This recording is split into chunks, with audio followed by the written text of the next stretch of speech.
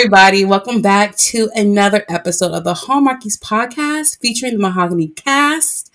I am so excited to be here with this amazing, phenomenal women that I call my sisters.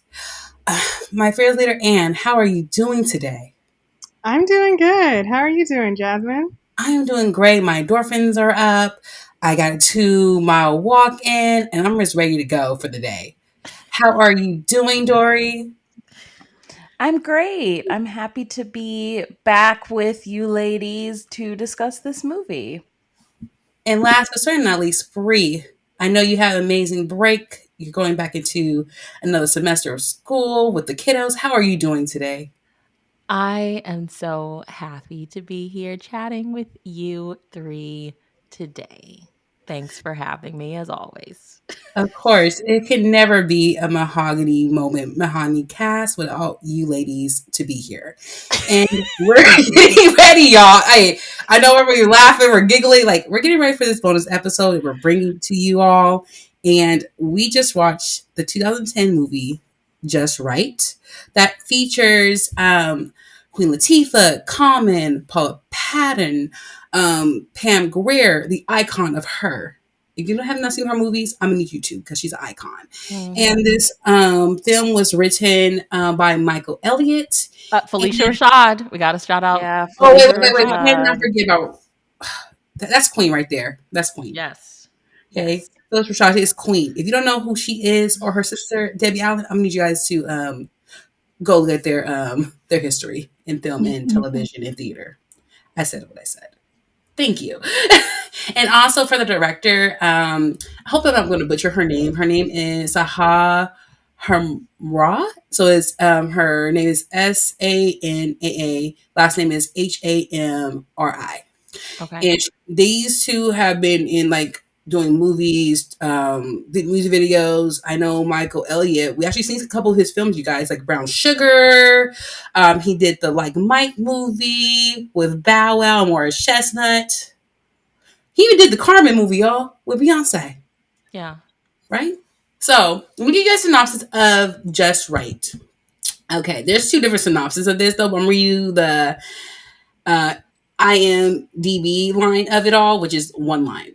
So, this is going to say, as I quote, a physical therapist falls for a basketball player she is helping recover from a career-threatening injury. That's what they give. That's it. That's it. That's about it. That's the gist. That's the gist of it. We're used to the vague summaries. It's the vague, but I do have a good, written storyline. If you guys want to hear from Fox Pictures to get more in depth. So Leslie Wright is a straight shooter physical therapist who gets the gig of a lifetime working with NBA All-Star Scott McKnight. All is going well until Leslie finds herself falling for Scott, forcing her to choose between the gig and the tug-of-war inside her heart. Obviously, to her romantic overture, McKnight is instead drawn to an affection of Leslie's childhood friend Morgan, who has her sights set on being an NBA trophy wife. Is Leslie destined to play the role of best friend forever? Or will Scott finally see that what he always wanted was right in front of him? Jazz said Morgan, and I went to a dark place. Sorry, Jazzy. Keep going. We are so rude. That's the storyline. I'm just saying, y'all. Oh, Morgan. We'll talk about Dory. Thank you. Okay. Question number 1, ladies. We're going to talk about this. What is the overall thought of the movie? Characters. Let's shoot it to Dory.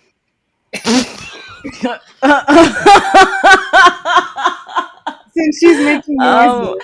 I don't know why Rachel lets us keep doing this. I don't know. Oh my God. Okay. I'm already in tears laughing. Me too. Lord, it's been not even 5 Welcome to Mahogany Cast, you guys, where we get all the laughters, the feels, and everything in between. I really think that's why people love us because We keep it real. We keep it real over here on the podcast. we do, and we love you guys too. And we come into this with the best intentions. We talked about this. We meditated on this before we hit record, and we're already messed up. Okay, you know Let's keep it real. what? Let's do this. We got this. Tori, what is your overall thoughts of the movie? Characters, your favorite moments. This is your moment. This is my moment. Okay. I liked this overall. And Queen Latifah is everything. I adore her. Oh my gosh. I love her so much. I want her to be my best friend. I felt personally triggered in some moments that we will get into, I'm sure. And overall, I enjoyed this. And I'm interested to hear everyone's thoughts. And also, I'm wondering if some things that happened, like, would we depict women this way in 2024? Did it age well? Did it age well? Yeah. There were some sticking points where I was like, this feels terrible as a woman. So I'm interested to get into that stuff as well. But overall, liked it. And I liked it, I think, mainly because of our Queen Latifah. Period. Bree, what is your thoughts overall from the movie? I think, like Dory, I think Queen Latifah carried it for me. I think that Felicia Rashad and Pam Grier, I think they were completely underused. I think that I enjoyed it. Like, I couldn't not stop watching it. I was thinking about it and I was like, when we first started the text messages of like, we were going to cover this movie, I'll be honest, I was like, I don't really want to watch that movie. And I couldn't figure out why. And I was like, I know that I've seen it. I know that I've watched it. We were just talking, it came out in like 2010. So I would have been like very early 20s. I remember seeing it when it came out. And once I got into it, I was like, okay, this would have been a like one and done movie for me. Like, it was one of those movies where I was like, okay, I've seen it. I don't hate it, but I don't need to watch it again kind of thing. Like, it's not like a rewatchable movie for me. Like, I can rewatch The Wood. I can watch The Best Man. Like, those are comfort movies. And so once I got into this one and the plot got going, I was like, yeah, this is probably why I would have been like, I don't need to watch this again. But like, watching it as a 37-year-old, I enjoyed it. I think that the reason I enjoyed it is because I knew we were coming on here to talk, and there are a lot of interesting like plot choices I think that were made that I don't necessarily agree with, but I do think that like it is a fun movie to like watch and unpack with girlfriends, even though like overall there were just some parts of it that I was left with a lot of questions. Like, is Common's character, is Scott Wright a redeemable hero? The more that I thought about this all night. I was like, I don't really think that he is. And yeah, I think like Dory said, like the kind of depiction of certain women. I mean, I think that I think it's a time capsule of the 2010s, because I feel like back then we did have this fascination with like the wives and the girlfriends of sports players, whereas I don't really think we care too much now, even though like there's the Taylor Swift, Travis Kelce, like everybody's kind of obsessed. But it feels like very kind of its time. So overall, I enjoyed it from this, like through the lens of like, I'm watching this with friends to talk about it. And it does give you a lot to talk about, but it took some turns and had some choices that were made that I do not think, worked well, aged well, probably shouldn't have been done in the first place. So those are my thoughts. And well, I really like this movie. I will say I don't think I've ever seen the full movie like all the way through. So this is my first time like watching the movie all the way through, because I feel like I'd seen parts on TV when I was watching it. So it was my first full watch. I really liked it. I think that Queen Latifah is great. I really liked Common. I mean, I know who he is, but I haven't really watched a lot of stuff he's been in. I thought he was swoon-worthy and charming and really handsome because I really like men with hair, but he looks very good for a bald man. And there are parts that definitely you can tell it was, made in 2010 and not made now because they just wouldn't make some of these choices that they made.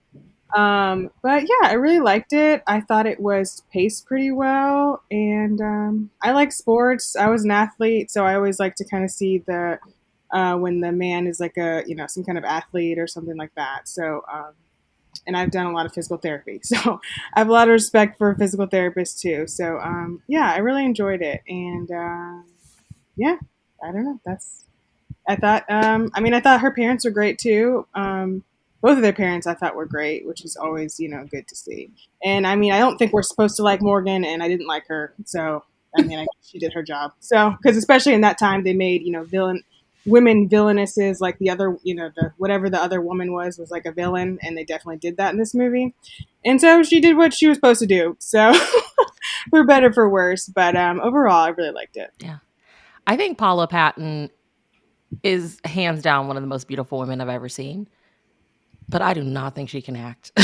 So I was like, oh my gosh. It was awful, but she did what she did in the role. So that's my opinion.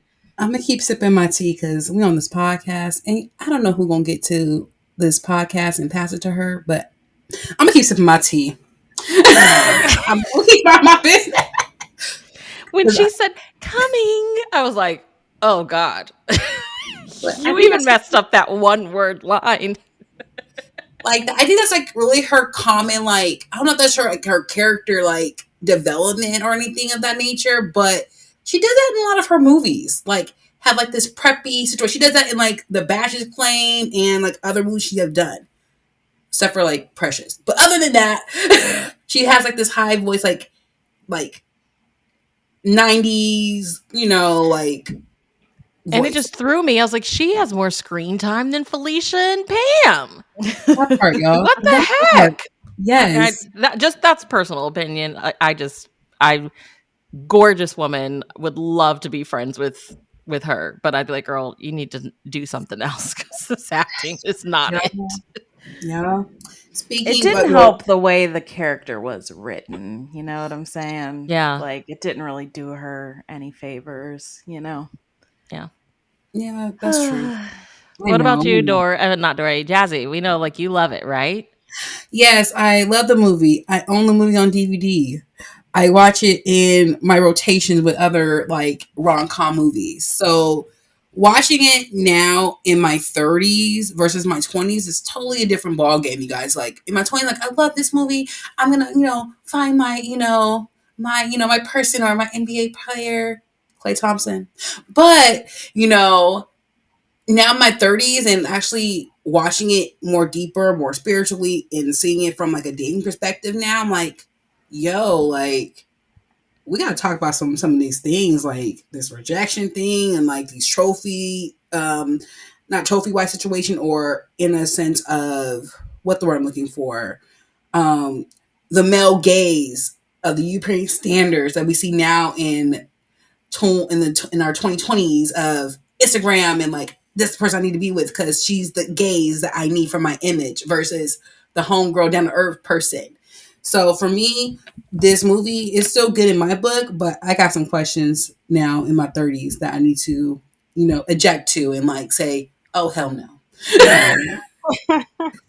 I do think that, like, overall the movie is good, and Yes. I wholeheartedly believe that, like, a lot of it was on the backs of Queen Latifah. I mean, 100%. I really, because Common was fine. I was watching and I was like, man, why wasn't he like the rom-com hero lead in more movies? Like, I don't think he did a terrible job. Like, I was reading some reviews online and people were like, he just did awful. And I was like, I don't necessarily agree with that. Like, I think he did fine. I just think, like, when you think of like the bigger questions of like the theme or like the big idea, it's like, we knew that her like emotional wound is like always being the homegirl, always being sidelined as like you're the homegirl. And in the end, like he still kind of chose Morgan. And it was almost like Morgan had to be the one to like come to the realization and like push him to go. They kind of realized it at the same time, but I was just like, I don't know if I believe that you deserve Leslie. Like she just wanted to be good enough. She wanted somebody that couldn't live without her as is. And I just am really struggling with the fact that like Morgan comes back after you like get your knee together thanks to Leslie, and you still take her back. And it's like, oh, well, I was going to marry this girl just a couple of months ago. You knew her for 3 months, dude. Like, so what? I don't know. I think I think it's a really I like it. It's just like that big question of like, what does this movie say is kind of cringy to me. Well, and there's also like a deeper level that they don't explicitly discuss, which is their like physical appearance. That's what a lot of this is Hell about. Yes. And they don't really dive into that commentary, and that was a struggle for me because he in the meet cute, he hits it off with Leslie. They got the banter. They're, kind of flirty back and forth, and it's great. Exactly. But when he's thinking about romantic relationships and like partnership, he's thinking about Morgan. her skinny, fairer skinned, friend. Not the girl that like made you not look like an idiot at the gas station because you didn't know where your gas pump was. Exactly. Not the girl that you actually hit it off with, and not just about basketball. They were talking about music, all these things. But you go for her friend because she's quote unquote prettier by our societal standards, right? She's skinnier, she's prettier.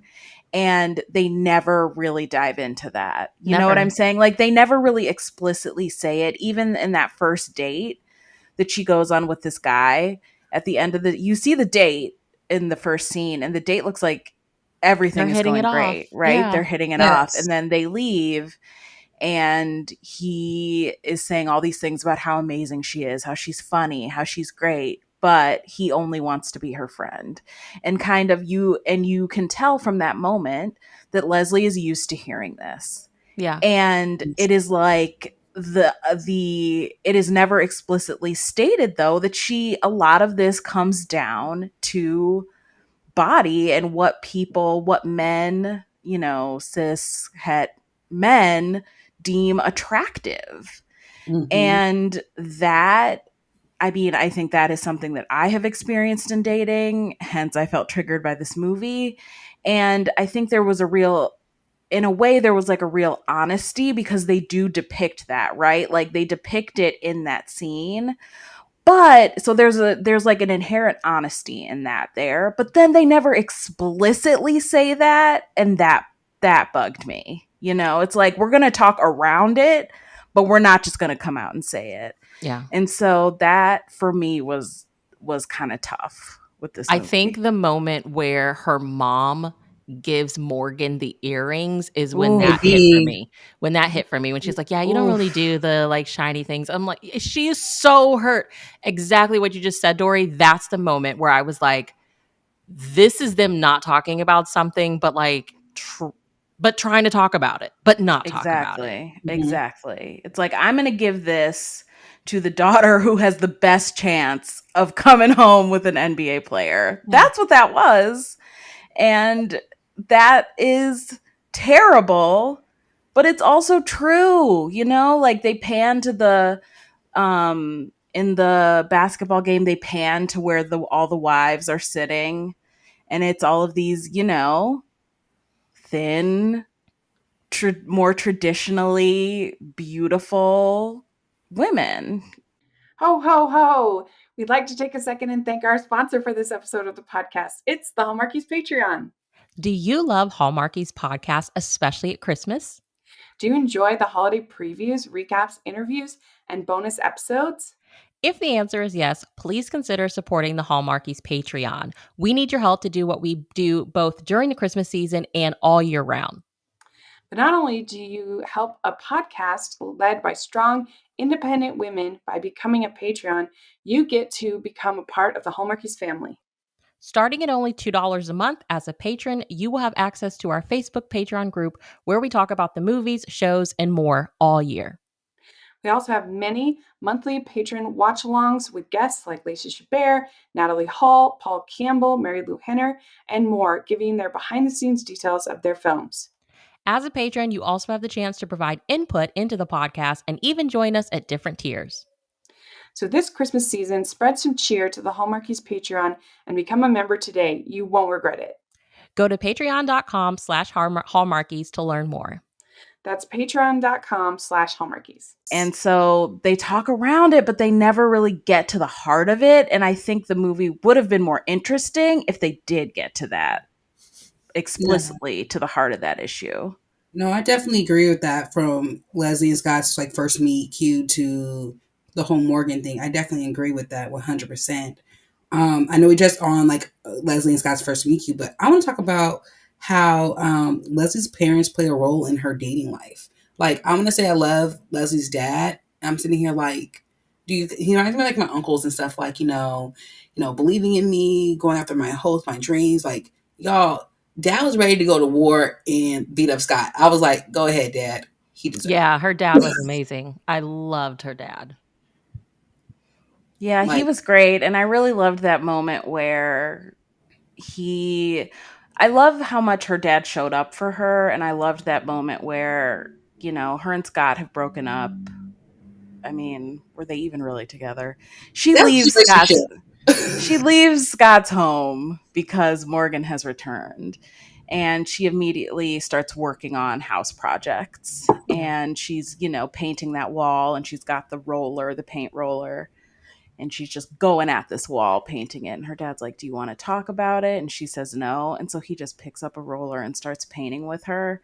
And I think that is such a beautiful show of just holding space for someone and just being there for someone without saying a word. And, I think a lot of times in this world, we're wondering, like, how can we show up for each other? How can we support each other? And sometimes it's just picking up the paint roller and standing next to them. Yeah. And just being quiet. And just being quiet. And I was like truly moved by that moment. I think that moment, and wasn't dad was there, I think, in the scene where the mom gave the earrings. There was another scene where mom kind of chose Morgan over Leslie.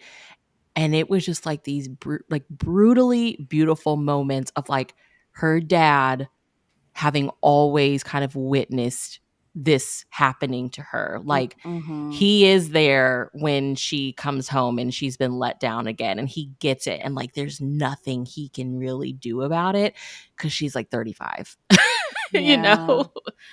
But it also kind of shows like this was probably the dynamic in their house all her life. Like growing up, this was something that she has probably struggled with, and that's tough. And also, I just want to talk about these outfits for a second. Leslie had the cuter outfit for a basketball game. I'm sorry. She looked cute in her jersey and her jeans with her little t-shirt. She looked cute with her necklaces. Like, that's what you wear to a damn sporting event, okay? Yeah, you don't wear no dresses to sporting events. Like, I go to sporting events. I worked for the Grizzlies in high school 2 seasons, and I'm like, girl, nobody showed up like this. I would see the wives show up. They did not dress like this. Them games are long and uncomfortable. Like, no, ma'am. They're hot. You're sweating. Come on. Yeah. Shoot, the closest I got was wearing some boots. That was Morgan felt like, and this was kind of a review that I was seeing as I was like looking at stuff online, but like a lot of people felt like all of them were kind of caricatures of like romantic comedy characters, like everything you should. But I feel like Morgan especially was like this caricature of like what people assume the wives and girlfriends look like.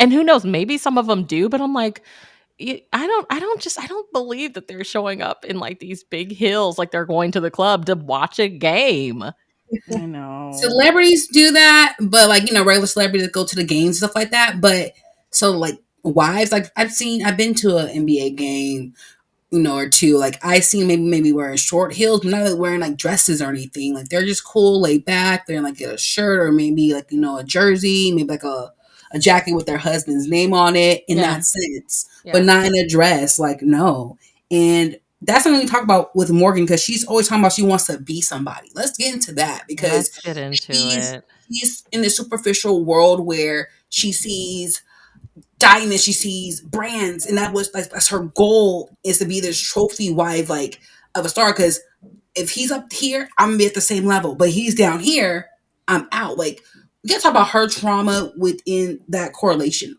What do you guys think about that? I know, Anne. I mean, yeah, there was clearly she has clearly like some kind of validation, lack of validation, trauma issues with, I mean, she lost, one of her parents abandoned her and one of her parents, passed away when she was really little. And there's some obvious trauma that has not been dealt with because she wants to just seek this status, just so other people can see her as high up and, worthy of being recognized or whatever. And it's just like, it's all just superficial. And that's clearly tied to, unresolved issues with her childhood, for sure, I think. And I did want to say that I really did love Leslie's dad. I thought he was just so supportive in his words and his actions, and he was just always there. And just it was moving for me to see a dad to be like that. I think that a lot of dads just can't be like that, or they don't know how to ask questions, or they at least he asked the questions. Like my dad would be very supportive, like he would like help me with the house and stuff, but he doesn't like get into like asking like emotional like relationship or any kind of questions like that. So I thought that was really moving that he was willing to ask the question and then willing to leave it alone and just be quiet, like Dory said. Yeah. But yeah, Morgan clearly has some issues that she doesn't know how to deal with. So she's just trying to seek status and try to be somebody to make up for what she thinks she lacks because of everything that happened to her. So I remember the summary being really vague, but for anybody who hasn't watched it and is listening, Jazzy, can you explain kind of who Morgan is so people know because it kind of sounds like a love triangle in a way. I don't know. Can you explain who Morgan is in the plot? Yeah, so basically Morgan is Leslie's god sister that she grew up with, and he probably through like her parents, knowing her parents, and all her life she kind of got everything she wants through her looks and through her, personality wise, not like down to her personality, more of like, oh, I'm an airhead in that sense. But she always gets what she wants due to her pretty privilege. And for her, especially when they went to Scotland Knight's party, because remember, she was trying to get into that party, but then Lizzie got the hookup, and then she's talking about making this fake facade, like, you said he was different, like, I was, I made him see I was different. Like, I'm gonna back this one girl. I'm gonna live in that big old house. It was just more of like Morgan's plot, kind of like the stepsisters and like Cinderella trying to get the prince in the sense, like, I'm gonna back this one. She played him. Yeah, that what it was. She didn't love him because even when she left the ring, like, I'm out. When Scott got hurt, and then she was like getting ready for another, I guess, date or going out with her girls. Les asked her why, and she was like, I started to like him, and I was like, really, to like him, right? Yeah. And this is post engagement. Like she was engaged to him. Yeah. Yes, y'all. And she leaves him in his time of need, and when confronted, says, it's a shame because I was really starting to like him. Really starting to like him. So everything was a facade for her. It was like she just wanted the brand. She just wanted the money to be in the spotlight in the magazines, on TV, in that sense. She wanted that reality of being this trophy of look at me, but not knowing she wanted the perks. She wanted the benefits. Yeah. Oh, you know what? Another, Dory, I'm thinking of like what you said about how the movie doesn't talk about the body stuff at all, but kind of like talks around it. That scene where the first physical therapist shows up, and she's like super skinny, white, blonde. Morgan's like, Mhm. and then they Absolutely like not, cut yep. to Queen Latifah being there, who obviously Morgan just feels like, you're not a threat, and that Right. made me Yes. cringe. Yeah, That part. absolutely. Absolutely. It's like, okay, well, Leslie's quote unquote safe. There's no way he'll be attracted to her. There's no way Wow. anything will happen Yes, Wow, with yes. speak on that. Leslie. Wow. Yeah. Yeah, she gets that trainer, a world-renowned trainer, the best in the business by all Even Leslie is accounts. like, this is like the top Yeah. notch. Yeah, Right? Leslie's like, she has an excellent reputation. Like, why are you having me do this? But, Oh, well, she was low key flirting though, but still, she's top, in her field. yep. And and Morgan felt threatened. But inherently, someone in a larger body is not as much of a threat to Right. Morgan. Right. And that's how it is in our society, right? It's like, oh, this Me person's triggered safe. again. This is the friend. This is the homegirl. Like, she's not going to do anything. At most, they're going to be buddies. That's it. There's no way he'd ever be attracted to her. Yeah. And all of these things that we're Brutal. talking about, I just think are like just evidence to my claim of like, why does he deserve her in the end? Come on. And let's get into that because let's discuss, Scott got hurt, you guys, during the All-Star game, and he may not make it to the NBA Finals if you don't work on his knee and stuff. Team may not keep him. They're talking about Right? getting rid of him. Right. That part. So right now, he's dealing with the fact that Morgan's out. He depressed. Leslie had to wake him up with some ice. Like, we're getting back into this workout. We're going to pull you back to being you. So the question I have is, during their rehab time, Scott asked Leslie about her love life in that scene. I don't know if you girls remember that scene. They were talking, they were just hanging out in the den, playing some cards, and Scott brought it up. And this is the first time Scott brought up like her act. She was like, "You're beautiful, you're attractive. Like, why are you still single?" It's like, dude, answer your own damn question. because people like you are not giving her a chance, because you're not giving her a chance, and you're the same as all the other people. Like, you're answering your own question. You don't even like realize it, which is what's the sad part of the situation. Yeah. But I was just like, dude, you just have no clue. Well, what I noticed in that scene was she kind of twisted her words. It was like, I want somebody who I can't live without, instead of her typical, like, I want somebody who can't live without me. And I was like, why didn't she open up? She wasn't really vulnerable in that moment. Mm-hmm. I wish she was. Well, and I think it was hard for her because it's hard to say. He's like, why, why are you single? And it's like, do I have to say I it? met you first, and you were about to marry my cousin, right? Right. Yeah. It's like, I met you I just felt like that was a missed opportunity. and you overlooked me, and yes. it's like, I think that, and I also think that, Leslie is probably thinking there's no way he would go for me, because of her past history, right? And all her experience. They set that up from the beginning with that first date. So I think she's like, I don't want to get into this, like, I don't have a chance anyway.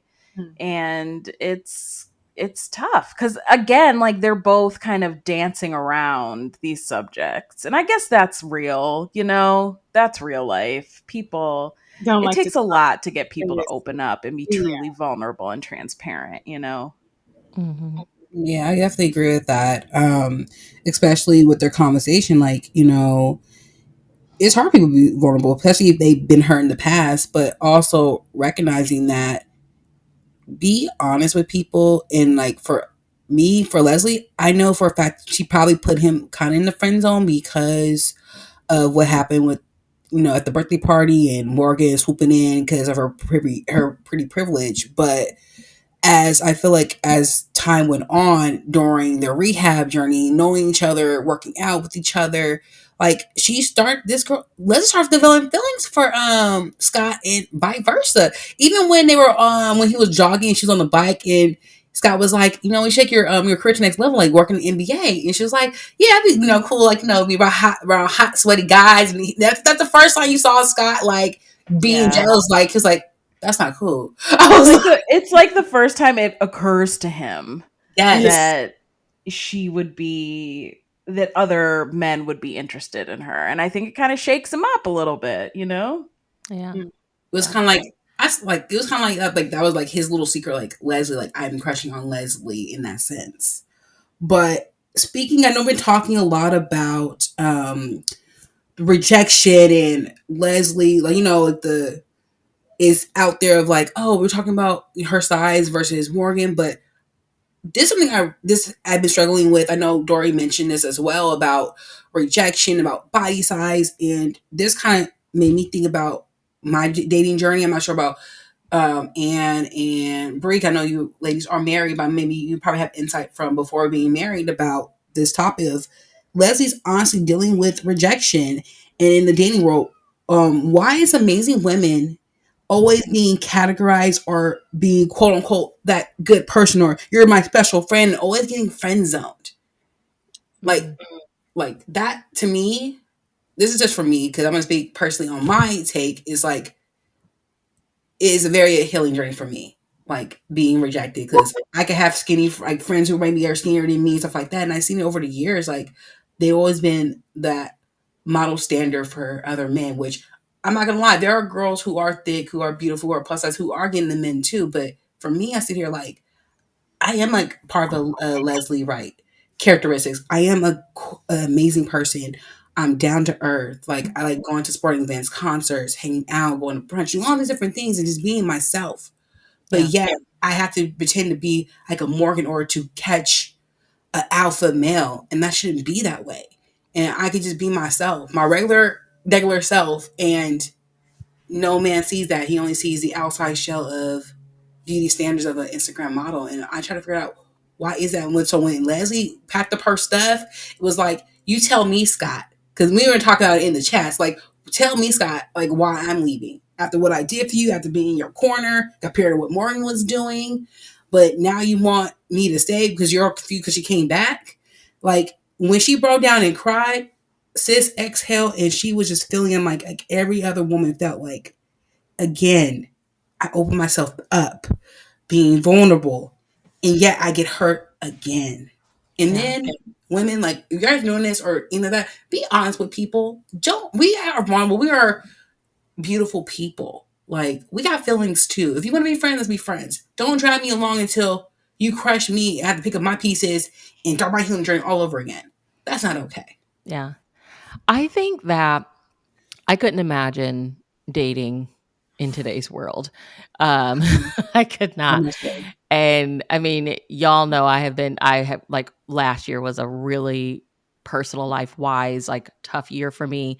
And that is kind of some of the like low key advice I was getting behind the scenes. Like, it is tough dating out here, basically women encouraging me, like, you need to try to make this work because it is rough out here, which I don't know if is like the best advice to give somebody, but I can't even imagine how rough it is. It's interesting for me because this movie is set in like New Jersey. I like y'all know I'm originally from Missouri, so I like was born in like the Midwest. But then I moved to the South in high school. And in the South, like in the Midwest, sure, everybody like it was think that you want to be skinny. You want to be skinny. When I moved to the South, I was made fun of for being skinny. Like the boys, in high school, they wanted thicker girls. So when I watch these like movies like this, I'm like, this is very like a northern thing because southern men like their women with a little bit of meat on their bones, So I think that I got it, but I was just like, I have the life experience of like having been one, the skinny girl, and then on the other hand, the skinny girl who can't get anybody because she's not a little bit thicker. And I think that's why like I'm probably the most comfortable in my body now than I have ever been. Like I would never want to be 120 again. Like I'm happy where I'm at, regardless of what my doctor has to say. So I don't know. I think what I took from Leslie, like I didn't think of it necessarily as like the body image thing for sure. But in the moment when I was watching it, I was like, sometimes when we're growing up, we're kind of told you want to be one of the guys. And this is kind of like when being one of the guys goes too far. Like you can't break out of that. Like eventually you start looking at the guys. And I thought there was nothing wrong with Leslie, but it was just like, she is so cool. She's so easy to talk to. She can hold her own in a conversation with sports. She knew more about his basketball record than him and his mom did. And it's like, that worked against her. Today's episode of the podcast is sponsored by W-Rated, the podcast where we willingly watch the world's worst rated movies. Join me, Daisy, and me, Claire, as we break down the IMDb Bottom 100, choosing a different film from the list every episode. We take a deep dive into the plot, production, release, and reviews, usually with a special guest, to uncover if these films are truly as bad as everyone says they are.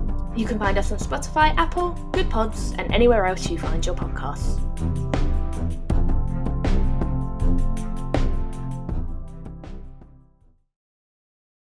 I think the fun part of this movie for me was watching Leslie come into her own.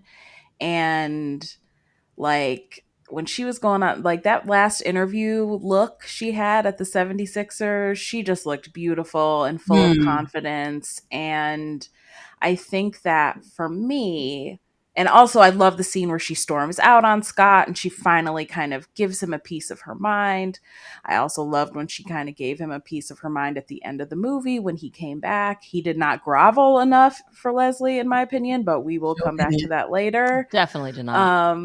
But I think what I took away from it is that watching her come into her own was magical. Yes. And I think that we all, regardless of our size, need to be focusing on that. Yeah. Because as far as I'm concerned, whether she ended up with Scott or not, the way she looked in that last scene, and it wasn't just what she was wearing, and it wasn't, just her body, her hair, her makeup, like she looked just powerful and fulfilled, and she had all these teams kind of fighting for her and wanting her to come work for them. And so she was just, and it was radiating, her beauty was radiating because she was like kind of fully realized as a woman outside of a man. Yeah. And I think, and in that moment, I felt like she could have had any man she wanted. She was just magical in that moment. They were all literally calling for her. Yes. And like just and her strength and her just poise and what she had been through and her confidence in herself.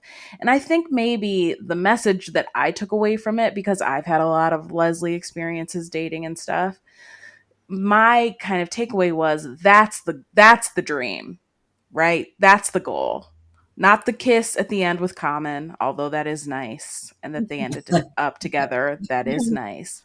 But that's the goal, right? Yeah. To feel so fully yourself and to enjoy the accolades that have come from your hard work and to look great and to feel great. I think that's the goal.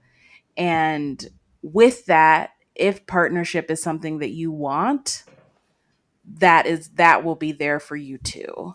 That's what I took away from it. Yeah. Because I think that it is hard, to Jazz's points, like you sit here and you know that you deserve a great relationship and you know that you could make someone really happy, and it is tough to kind of watch all your other friends partner off and you wonder, like, what's wrong with me? What's wrong with Why don't me? I deserve that? Why don't I get to have that? I'm not gonna cry on this podcast. That's the dork. And I'm sorry. Like when you're watching this movie and you see this woman who there is literally nothing wrong. To me, I was like, she is the perfect girl. What guy wouldn't want a girlfriend like her who he can take to the bar and watch a game with and not have to explain anything to? Yes. She was never the problem. It was just like, girl, you're going to have to hold out for the one that really deserves you. Well, and I think that's it. I think that is it. I think that you build yourself up and you love yourself and you take care of yourself and you do what makes you happy. And then the right person will meet you on your level. Because the other thing that's wonderful about Leslie is that she, like, we talk about Morgan, and we're probably going to get to this, about Morgan saying, well, I want to be somebody. And her definition of wanting to be somebody is interesting because it's in relationship to, like, Being a with somebody man, else. Yeah. right? A powerful man. But Leslie is somebody, Yeah. and she has made herself somebody. Yeah. And I think that's the goal, being somebody Do to you think that yourself. that's because, like, if you think about the time period this came out, right? A lot of the spouses were really quiet and behind the scenes. Like, we did not see Queen Mamba Vanessa until we lost Kobe. Like, I feel like I never really saw her. But I knew she was like this powerful presence behind the scenes. And so was this movie trying to speak to that? Like, was that what Morgan would have been seeing and wanting? That's a good question, because going back to 2010 and like looking, because a lot of the wives weren't out there per se like that. They were kind of like, oh, we see them in the the tunnel kissing their husband with the kids. We're seeing that, but now, fast forward almost basically a decade later, you see them now making brands. Now It's you're seeing different. them. Yeah, it's Yeah, different. but that's their goal now, is to be a brand, and maybe they're speaking on that in that sense, because they were actually, take that back. They were ahead of their time with this movie, because now a lot of NBA wives, football players' wives, they have something outside of their husbands, creating like athletic wear to cooking wear. I still haven't got Aisha's book yet. I'm gonna get it, sis. But they're creating things outside of their husband, where they're not gonna be like labeled as, I'm this trophy wife feeding off my husband. I'm like, I make my own. I do my own thing Yeah. outside of my husband. I think that's where the branding started, in this kind of like hinting to that, which, wow, that's really amazing Yeah. in that sense. I just questioned it because I was like, did we have a fascination with it then? Because obviously social media was not what it is now back in 2010. So they did seem really quiet. And that's when, you did get like the basketball wives. And it was like, oh, we do have a glimpse into kind of what this life is like, versus now you can just follow them on Instagram and you can see like Patrick Mahomes' wife does all these things, and Vanessa Bryant is still carrying on Kobe's legacy in all these amazing ways, whereas back then it's like, it was so secretive. Like, who are these women that, are behind the scenes, like doing these amazing things? I think there was more of a mystery to them, for sure. And I think that social media has changed our world in so many ways. And that's just one example of it, right? Like, there is very little mystery surrounding a lot of the players' wives, girlfriends, families, But I think that going back to Jazzy's question about like Morgan and her whole like, I want to be somebody, I feel like this movie is mostly a a good look at like sisterhood. I mean, the romance was fine, but like, Morgan and Leslie are so alike in so many ways. Like, Morgan doesn't have to work that easy to get the guys because she's pretty, but she doesn't really have anything else to offer. Whereas like Leslie does have so much to offer, but she does have to work like almost like 10 times harder than Morgan. Yes. But they both didn't have nobody when we first meet them, Yeah, for sure. Yeah, because Leslie, she was out dating. Morgan's, making a vision board about being an NBA wife. That was her job. Remember that.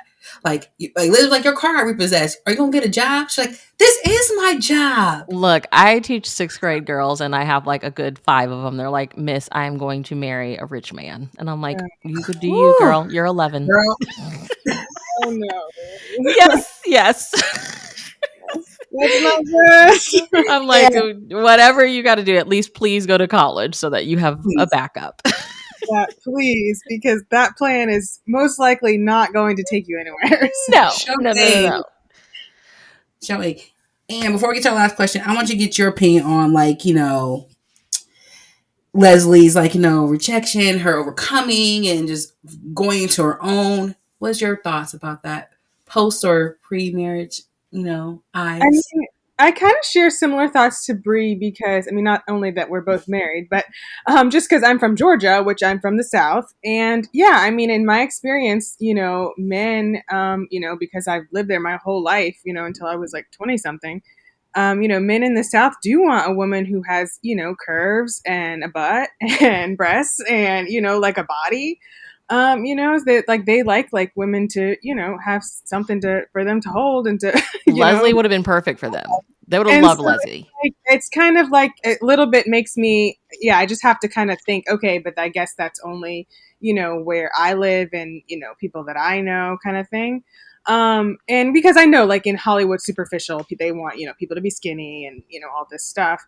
But, also like Brie, I've been married and, it's a very difficult thing to do and continue to do. I've had my own struggles in my marriage and it's very hard. It's really hard to find somebody. It's really hard to keep somebody. So it's just really hard all around, just so everybody knows that. Yes. Yes. Well, Yeah, from a marriage perspective. all different kinds of hard.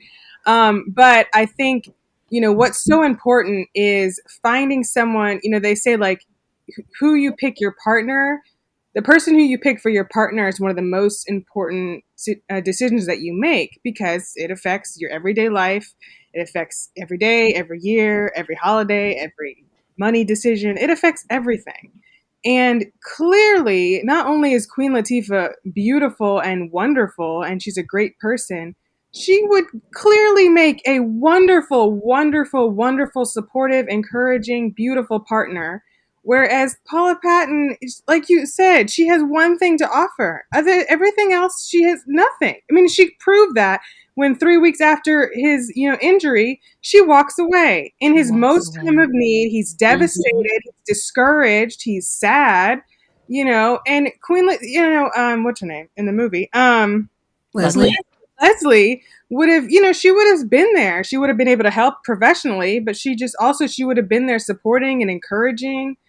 Like when she went to that sideline and she just encouraged him and was like, and Thank you. You got that pep talk. Oh, Her boo.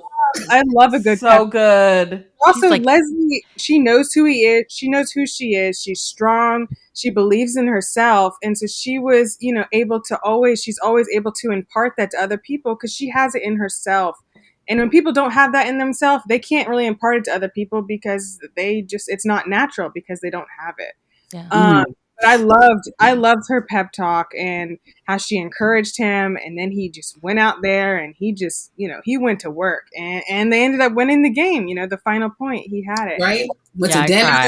I cried on that moment. She's like, anything you want to do, you can do. You just have to believe in yourself. No, go out there and do it. I know. I felt like she was talking to me. I was like, yes, Leslie, yes. Go out there, keep asking him. You want to go have everything Anne just said again goes back to my question. Like Anne, like just laid out all these reasons why Leslie is perfect. I mean, he was not eating. She made him sandwiches and plates full of food and would just sit him at the door because he wouldn't answer. She took my favorite moment. She takes him to the basketball court where like teen boys are playing.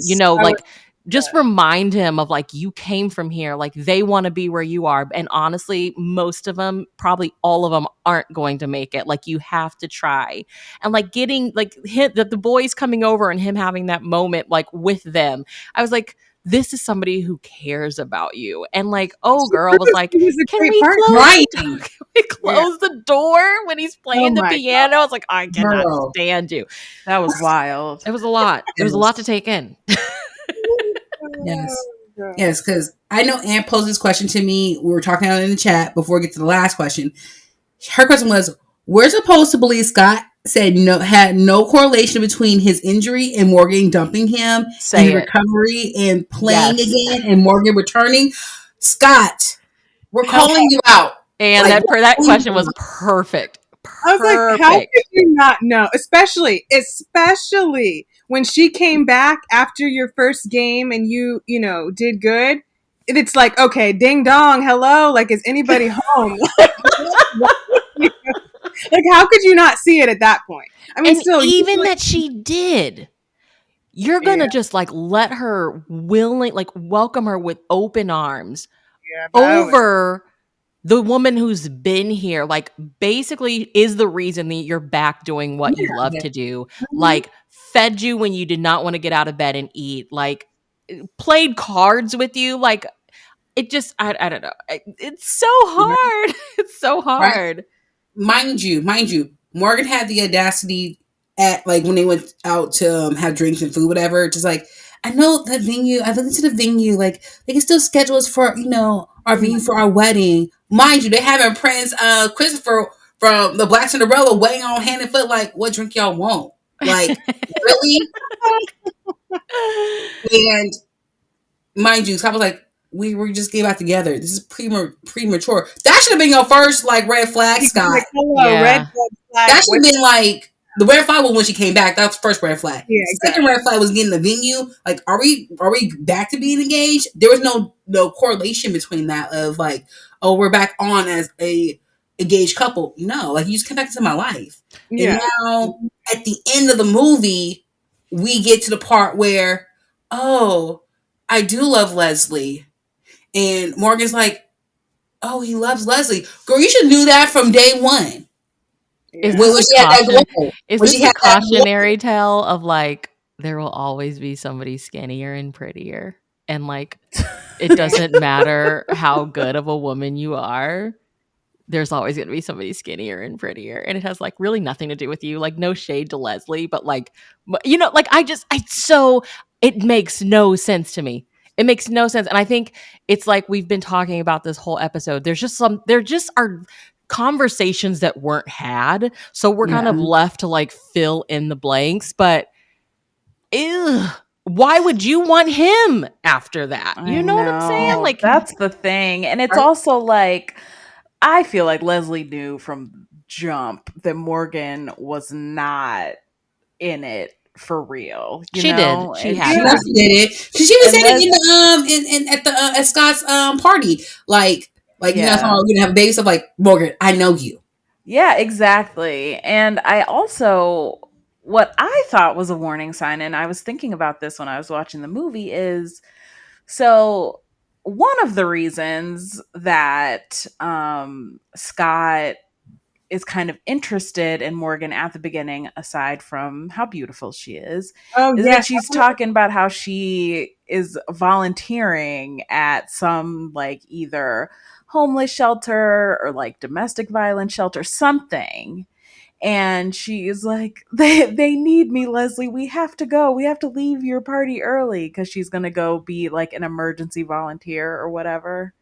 And so Scott's like, oh, I volunteer a lot too. Like, that's really important to me. So he tries to kind of make that connection. And of course, Morgan's lying about it. But then they embark on this relationship, right? And all we see is her shopping.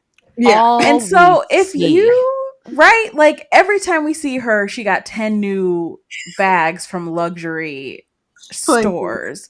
And so if you're Scott, aren't you wondering, why what happened to you being like volunteer superstar? What happened to the shelter you were supposed to be volunteering at, this, that, and the third? Like, wouldn't you be suspicious that this girl went from, taking a call to go handle some volunteer emergency at, like that vital 11 o'clock at night on a Saturday to spending all day, every day at Louis Vuitton? Like, I was like, come on, dude, wake up. Like Anne said, ding dong, is anybody there? Also, I have to point this out. So it irked my nerves. So basically, you know how like Scott showed up at Leslie's house and like talking in the morning, like, I know I have a away game today. Sir, it's early in the morning. 9 to 10, you should have left for the away game like since yesterday. Come on. It's not like you going over across the way to the Brooklyn Bridge. You go play over in New York. Like, where was this away game at? Because it had to be around the corner. Yeah. Because I'm here like, come on. Oh, that scene sucked too, because she walks out, Leslie's on her way to work, and here he is. Right? I was here to see Morgan. It's like, oh my god, no, just brutal. How hard. Yeah, I don't. Would we want to see this plot in 2024, like new movie? No, but I feel like I'm living it. Dun dun dun. Yeah. Which is why we don't want to see it. Which on is our why we don't want to screens. see it. I feel like they just wouldn't do it because I just feel like there are these, these things that didn't age well that they would just be like, yeah, we shouldn't do that in, 2024, because they have gotten better about, a lot of things, that movies from the 90s and early, 2000s, 2010s, that they just don't do anymore. So I don't really think they would do it this way if they did it, if they like remade it or something. I'm not sure how they would redo it, but I don't think they would do make a lot of the choices that they did. Yeah. I was like, I where's the girl code? Like, girls Me don't too. do that. I Yeah, know. that's part of it. I think that my one thing with this movie is if you were like, what was the one thing you would take out? I would take out Morgan coming back. I just delete that. I would just delete that and just take it out and just, she never comes, she never walks back in the door and that never happens. We don't see her again. Like she just doesn't, or she doesn't see Scott again to like come back to be with him. That doesn't happen because I just think that it's unnecessary. I don't think that part worked. It made Scott look bad. I just didn't like that. So that's like the one thing I would just take out is Morgan never comes back to try to be with him. Yeah. Actually, I'm gonna piggyback off of you with that. I feel as though like I want her not to come back, but at the same time, her coming back where Scott low key dissed her, where like, I'm in a good place in my life. Like I found myself, I'm back in my career, and really let her know like you weren't there, X, Y, and Z, and then have a conversation at the end of the movie with Leslie and groveling better. Not how he was, because his groveling was not giving me the best delivery. You are such a Hallmark fan because it could have been one of those Hallmark moments where like Leslie sees something from afar and doesn't actually hear the conversation. And he's like telling Morgan to go kick rocks. Yeah. Thank you. Those are the two choices. She doesn't come back, or it's the moment he sees her, he's like, no, goodbye. You left, no, bye. Or whatever. He says it, whatever he wants to say, and he just like slams the door in her face because this choice wasn't good. So I think it has to be one of those two. We'd like to take a second and thank our sponsor for this episode of the podcast. It's the Hallmarkies merch store. Are you looking for that perfect gift for the postable, Hardy, or Hallmarky in your life? What about getting that t-shirt or hoodie that will help you stand out at your next holiday party? Now is the time to check out the Hallmarkies merch store. Full of festive designs by artists like Jessica Miller, Carrie from Hallmark Comics, and more. You can even have more than just shirts, but totes, cell phone cases, notebooks, mugs, and more. And it isn't just Hallmark. We have designs for Anna Green Gables, Man from Snowy River, The Nanny, and more. Every purchase at the merch store goes to help support the podcast and allows us to make the great content you know and love. There are frequent sales, so go to tpublic.com/stores/Hallmarkies or see the link in the description. That's tpublic.com/stores/Hallmarkies. So my question to you ladies is, was he redeemable? Like, did he redeem himself in the end? Child. I don't think Not he for did me. not for me. Not Child, for me. I needed more groveling. And I also, I think maybe I would have felt better about the reunion had she seen what he said on the TV show. Thank you. Then I would have felt a little better because you could see him kind of realizing in real time what he had lost and how he messed up, and then rushing to be with Leslie. I think had she seen that, I would have maybe felt differently, but she didn't. Like, all her friends are seeing it on TV, her mom, like everyone's seeing it except her. And he doesn't really convey that as well when he finally does see her. You know what I'm saying? So there just wasn't enough groveling for me. I needed more on that account. No, I definitely agree. And then on top of that, piggyback off of your question, Dory, was Leslie really Scott's second choice / rebound at the end of this movie? Oh, when you Because guys asked that last night. Said, like, oh no, like you weren't my second choice. Like, I'm like, Scott, you were gonna be with Morgan. Right. She was literally your second choice, dude. Oh my God. When y'all My sent that in the 20-year-old text. said that. My 20-year-old said like, no, Leslie is the choice. My 30-year-old self now is telling me, no, she was the second choice. She was the second choice. When y'all sent that message last night, I was so angry. I was like, yeah, she was. She was the second choice. Yeah. Yeah. And ladies out there, even men as well, don't ever devalue yourself. Don't ever be someone's second choice. I will always forever be a first choice. I said what I said. And he's not listening to this podcast anyways, but I am. You will forever be a first choice. So you can call me whenever you're ready. Oh my God. Well, I told you I'm living a Leslie Wright situation right now. You did. Okay, here's what I'm going to say. I want to give Scott a little bit, probably too much grace, because when he was on the TV and on that big ass TV, sorry, Rachel, I'm sorry. On that big TV her mom was watching, which was just funny. And he was talking. I don't know why. I don't know what happened. If I was just in a sensitive mood or whatever, I started to feel tears in my eyes. My eyes were welling up with water because I was so moved by watching him realize it and just what he was saying. And I do think it would have been more effective if Queen Latifah would have seen it. I think that definitely would have added to the power of it. Like Dory said.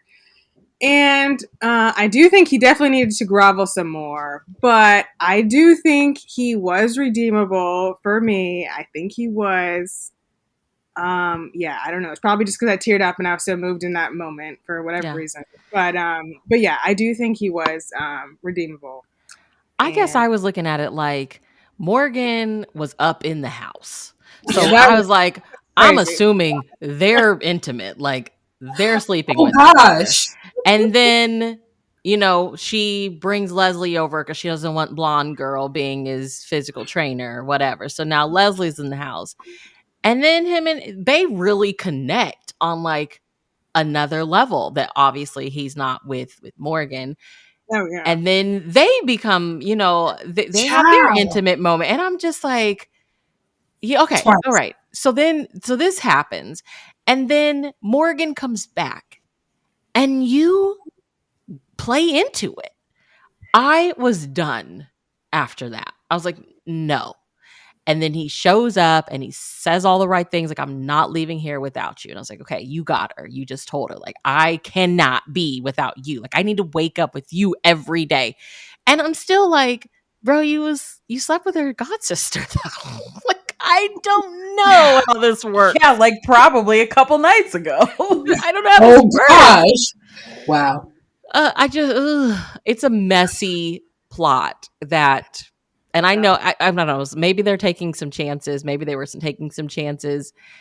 And it was like a good watch, but it just leaves you with a lot of questions. And I'm like, overall messages, like, what are we saying to women? What are we saying?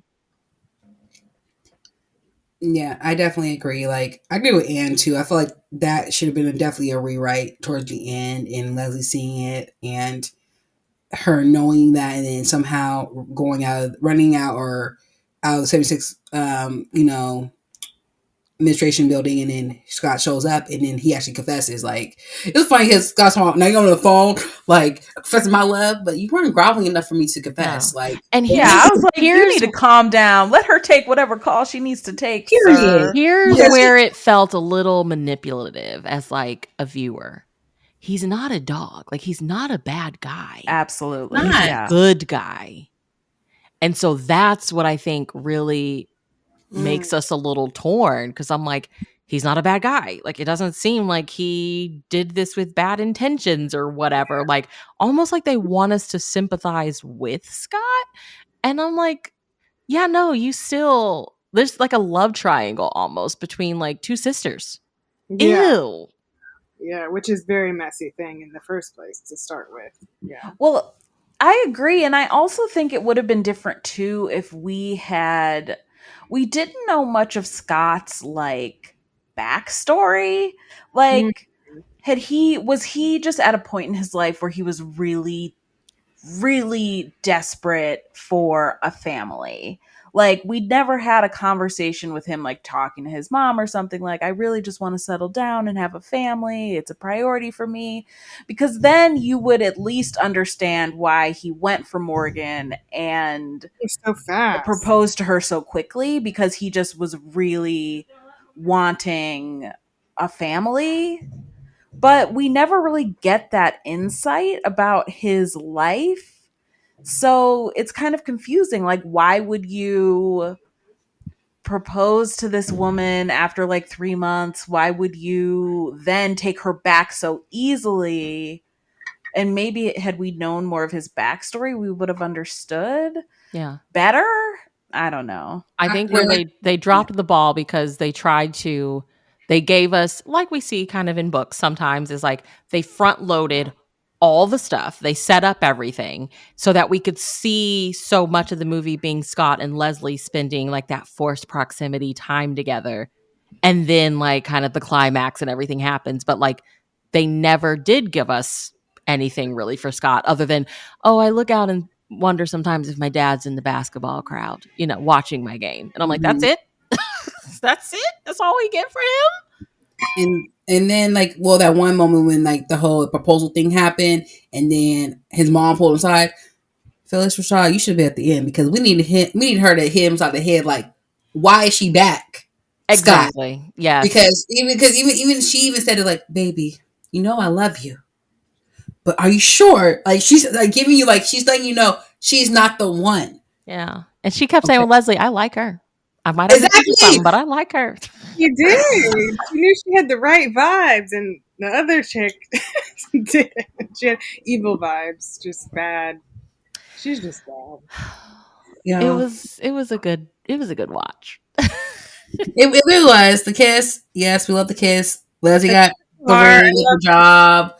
Like he redid the whole thing and left the dimple. I thought that was really sweet. I love the dimple. That was the best moment for me. Like that in her story about her car and like, and that was man to this day. Like, I still want to throw hands at Scott after he just got Morgan back in the house. I was like, sorry, I'm protective of Leslie.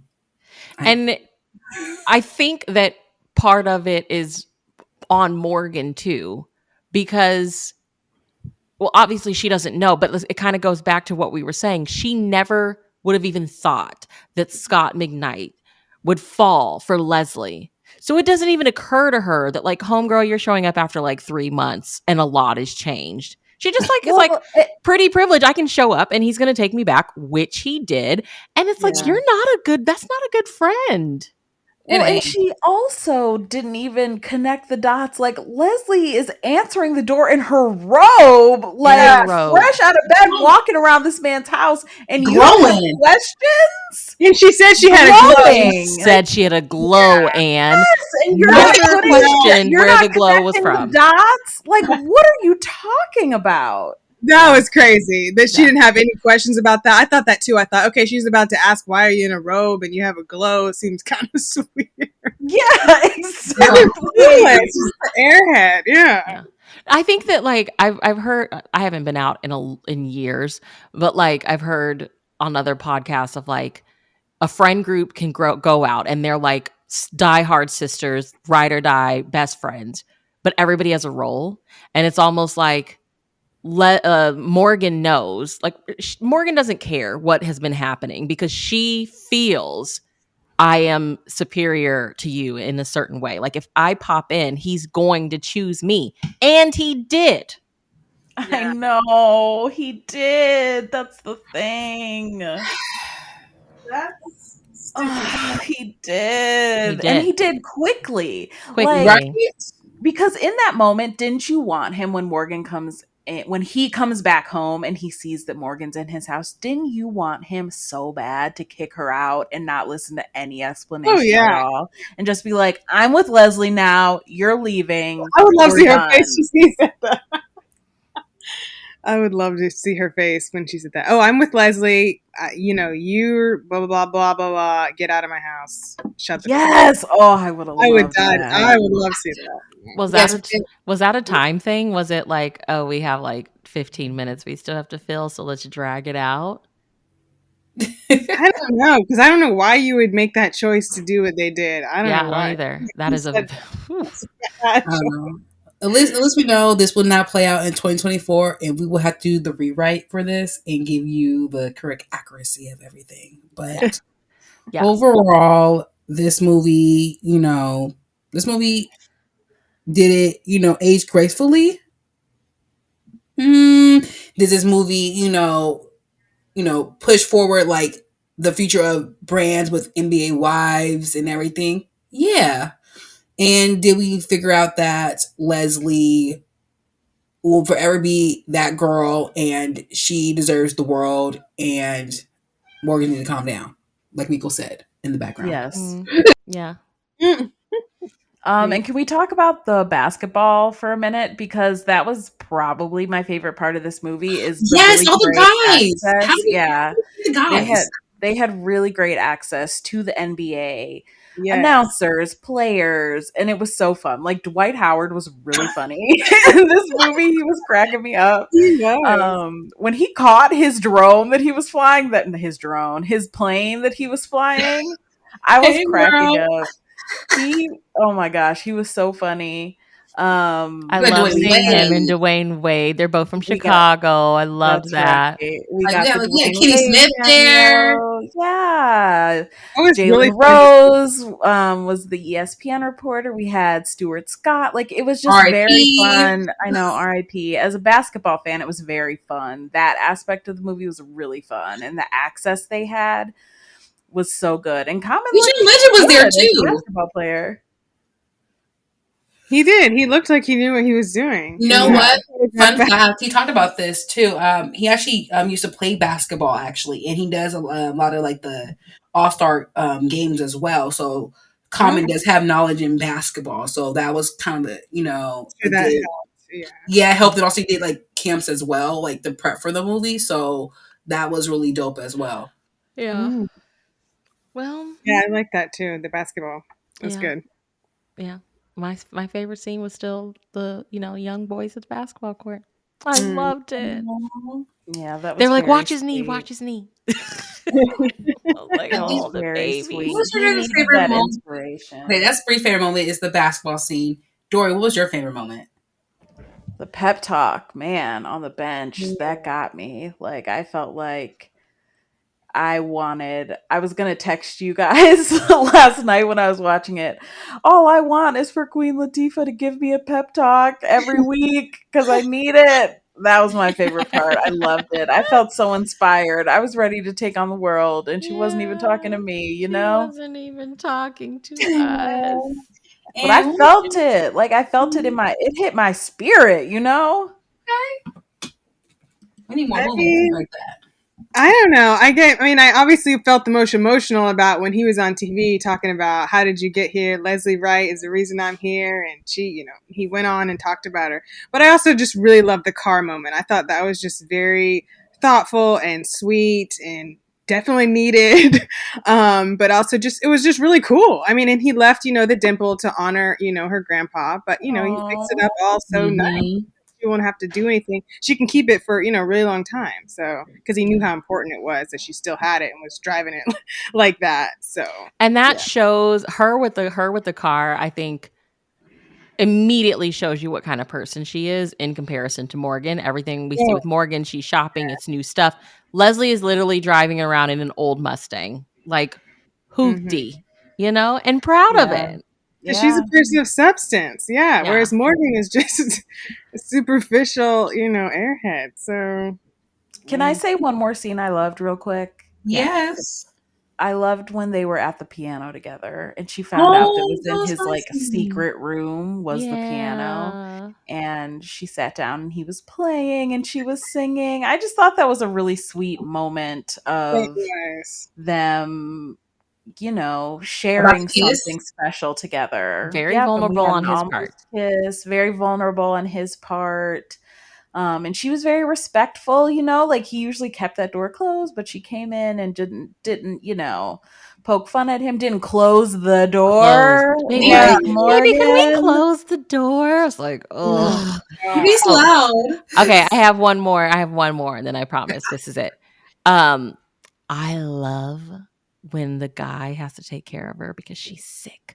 So Oh, when Leslie gets Oh my sick god. and he's feeding her like chicken noodle soup and they just watch TV, I'm like, this is intimacy at its best. Okay. oh my gosh. And he like you can tell he really enjoys it. Like he says, I bet you've been taking care of everyone else all your life. Like you need to let someone take care of you. And it's like Yes. he gets it. That is my He gets scene. it. Like, Yeah. That was good.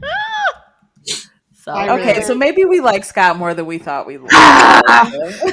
Like him, but not for Leslie. Racist. He's still not. He didn't redeem himself for me, but there were some good scenes. He did some good things. Yes, most definitely. Most definitely. Ladies, I'm just happy that we got to chat about this. Think within our 30 era of this movie versus our 20 era, how we've grown within this movie and understand things. Definitely. I can't wait to chat about the next movie that's coming up, which we'll be back, you guys, next month in February. Oh, is it the are they doing the Jane Austen stuff? Is that this month? Yes, they or are. next month? Next month. We're doing Jane Austen in February, Okay. you guys. Okay. Sense and Sensibility. Okay. Yes.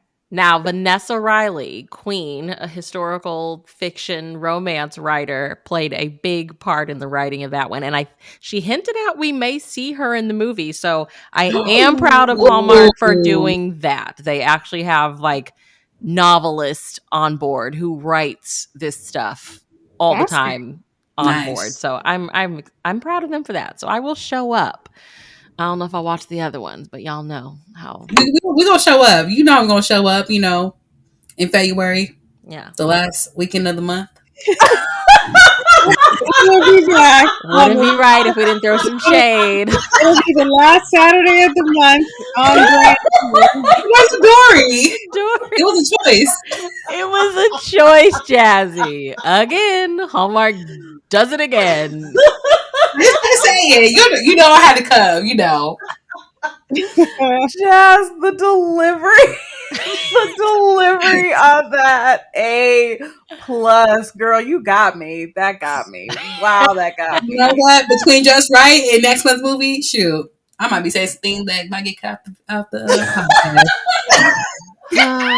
Is it a Mahogany movie? It is. Yeah, it is a Mahogany. Yeah, Y'all sent me the poster, and I was like, "How is this a Mahogany?" movie? Ooh, That yeah, was my let's talk about that. Yeah, well, we're gonna save that for the episode, but that Definitely. was definitely a question. Definitely. Yes. Dory, you're so petty. Last weekend of the month, the shade. Baby, yes. We just Yes. cannot be the first weekend. Just can't. We cannot be the first. No. Oh my Just can't gosh. happen. I Happy mean, Black they History would Month. not do an entire 4 weekends of Black movies Forget because it. that's Forget it. Oh, that's yeah. I That's would a whole- take that over like nothing for the rest of the year. Like, just give me the 4 weekends in February. I mean, do better than you did last year. Give us 4 movies and put them in the same month. Mm-hmm. I ain't mad at that.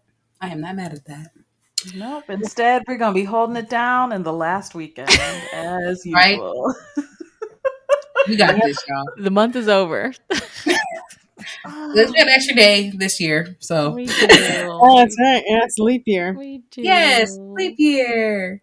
Now, Aw. ladies, we're now at the end, but where can we find you? Dory, where can we find you? You can find me at Dory Benford on Twitter and also at All the Feels Pod on Twitter. And please listen to All the Feels podcast wherever you get your podcasts. Oh, also, Bree, where can we find you? Because I've been looking at your books recently. When you be published, I'm like, I gotta catch up on these books. So they're being posted.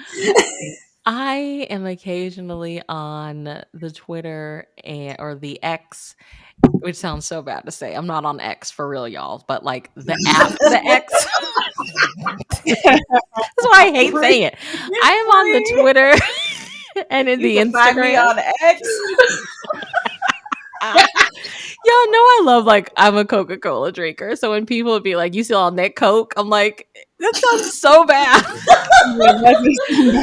good. That's I am hard. on.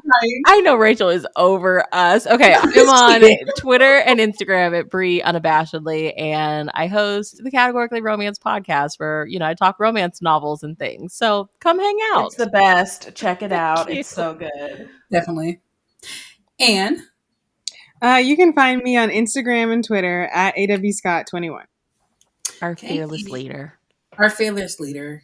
And of course, you can find your girl Jasmine on Instagram and on Twitter. I'm not saying the word X. It's on Twitter. At Shareem16, SHREEM16, where you'll find me recapping some things. Or I just went to go see The Wiz. You guys, like, 2 weeks ago? Watch The Wiz. It's amazing. And, seeing me with Miko. Those good things. And also, make sure, hopefully I'm not butchering up this post though, but make sure you guys follow us on the Hallmarkies podcast on Instagram, Facebook, Twitter, everywhere you listen to your podcast. Just follow us, listen to us. Actually, I got someone I met yesterday to follow us yesterday on the podcast at the basketball game. So woo woo.